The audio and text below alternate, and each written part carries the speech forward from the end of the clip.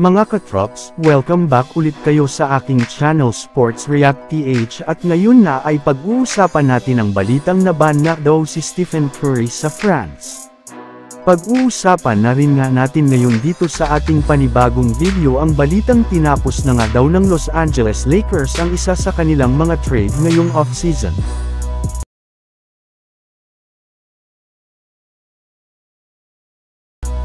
Isa nga mga katrops, sa mga naging rason bakit nabigo ang France na makuha ang gintong medalya sa nagdaang Paris Olympics ay dahil kay Stephen Curry gayong ito nga ang bumuhat sa Team USA sa kanilang naging gold medal match. Yes, gamit nga po ang kanyang apat na sunod-sunod na 3-pointer especially ang kanyang dagger 3 sa huling mga segundo ng fourth quarter ay nagawa nga ng Team USA na maprotektahan ang kanilang kalamangan sa kanilang laro at maipanalo na ang kanilang laban.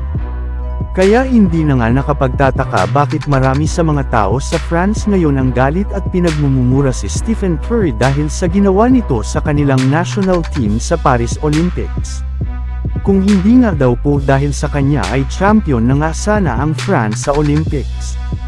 At sa sobrang pagkagalit nga mga katrops, ng ilang mga French fans kay Curry ay may lumabas pa nga na balita ngayong araw na naband nga daw po ng isang fast food chain sa France ang tinatawag na curry sauce gayong sa tuwing nakikita nga po nila ito ay naalala nila kung paano nilampaso ni Stephen Curry ang kanilang buong bansa sa loob ng kanilang home court. Yes, hanggang ngayon nga ay hindi pera naman nga sila makamove on sa nangyari sa finals at hindi nga po nila ito matanggap-tanggap. Samantala pumunta naman tayo sa ating sunod na pag-uusapan ngayon sa balitang tinapos na nga daw ng Los Angeles Lakers ang isa sa kanilang mga trade ngayong off-season. Ayon rin naman nga mga katrops, sa mismong team owner ngayon ng Lakers na si Jeanie Buss. Ginagamit pero naman nga po nila ang pilosopiya ng kanyang namayapang ama na kung makakabot nga daw po sila ng West Finals ng mga nagdaang taon ay sisiguraduhin nga po nila na wala silang babaguhin sa kanilang core lineup sa mga susunod na season bagkus gagamit na lamang nga sila dito ng kanilang draft capital at gagawa ng ilang mga pagbabago sa kanilang kupunan.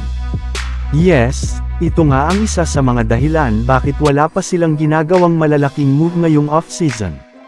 At base nga sa kalalabas pa lang na balita, wala na nga daw po silang balak pa na i-trade ang kanilang mga core players kagaya na lamang ni D'Angelo Russell na naipabalita ng mga nagdaang linggo ipapamigay nga daw ito ng Lakers ngayong off-season. Kaya mukhang safe na nga po ngayon ang isa D'Angelo Russell mula sa trade.